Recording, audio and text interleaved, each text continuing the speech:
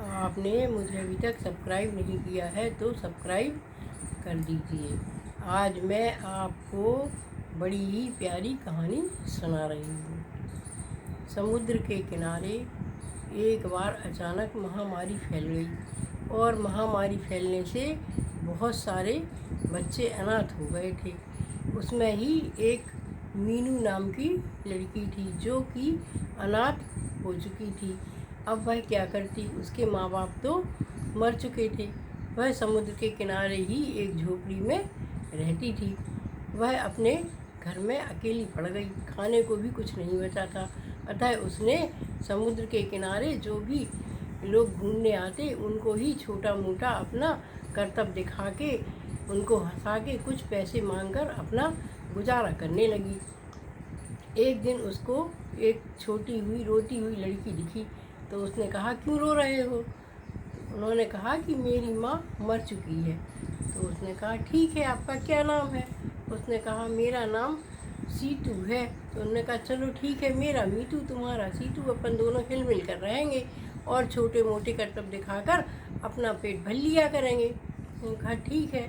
वो ना कभी डांस करते, कभी गाना गाती, कभी चुटकुला सुनाती और जहाँ भीड़ भाड़ ज़्यादा दिखती वहीं दोनों सहेलियाँ पहुँच जाती और बड़े ही प्यार से दोनों पैसा कमा लेती, सबसे पैसा मांग लेती और कहती, हम लोग अनाथ हैं, हमारी महामारी में हमारे माँ बाप हमसे बिछुड़ गए हैं, वो मर चुके हैं, हम लोग अनाथ हैं, हमारी मदद करिए। तो सब लोग बच्चों की खूब मदद करते।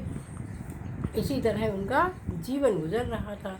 एक दिन दोनों सहेलियां समुद्र में खेल रही थीं। तभी उनको एक बड़ी सी मछली दिखी तो उन्होंने अपना जाल फैला दिया और वह मछली उस जाल में फंस गई और फंसकर उन लोगों ने उस मछली को निकाला। जैसे ही उस मछली को निकाला तो वो मछली इंसानी भाषा में बात करने लगी और बताने लगी, अरे भाई, आप दोनों सहेलियां कैसी हैं, आपको कैसा पैसा मिल रहा है, आपका जीवन कैसे चल रहा है? तो उनको बड़ा आश्चर्य हुआ। उन्होंने कहा, आप ऐसे कैसे बात कर सकती हैं? तो उन्होंने कहा, मैं जल की मछली परी हूँ, मैं जल की रानी हूँ, मैं उड़ सकती हूँ, मैं इंसानी भाषा में बात कर सकती हूँ, मेरे पास बहुत सारी जादुई शक्तियाँ हैं। तो उन्होंने कहा, दोनों सहेलियों ने कहा कि आप ऐसा कुछ करिए कि मैं भी कुछ ज़्यादा पैसा कमा सकूँ। तो मछली ने कहा, ठीक है, तुम मुझे समुद्र में ही छोड़ देना, तो मैं तुम्हें एक विद्या बताती हूँ। तो उसने एक मंत्र दिया और कहा कि जब भी आप इस मंत्र को कहेंगी तो आपके पास पर आ जाएंगे और आप इस पानी में जो है तैर सकेंगी और क्या कहलाते हैं, थोड़ी दूर आकाश में भी उड़ सकेंगी। इस तरह से आप लोग बागों का मन अधिक आकर्षित कर सकेंगी और जब भी मुझे याद करेंगी, जब भी आप परेशानी में होंगी तो मैं आपसे मिलने भी आ जाऊंगी। आप अनाथ हैं पर अब आप अनाथ नहीं हैं, मैं आपके संग रहूँगी, आपकी हमेशा मदद करूँगी। तो दोनों सहेलियाँ बड़ी खुश हो गई और उन्होंने उस मंत्र को याद कर लिया और दोनों उस मंत्र को याद करके बोलने लगी। जैसे ही उनने मंत्र को 3 बार बोला तो उन दोनों के पंख निकल आए।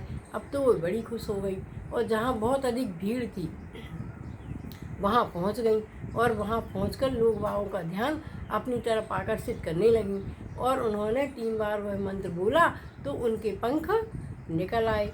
और मछली रानी ने कहा था कि वो पंख आपके पास सिर्फ 15 मिनट ही रहेंगे। तो 15 मिनट तक उन्होंने लोग बागों को कर्तव्य दिखाया और फिर उन्होंने अपने मंत्र से अपने पर गायब कर लिए।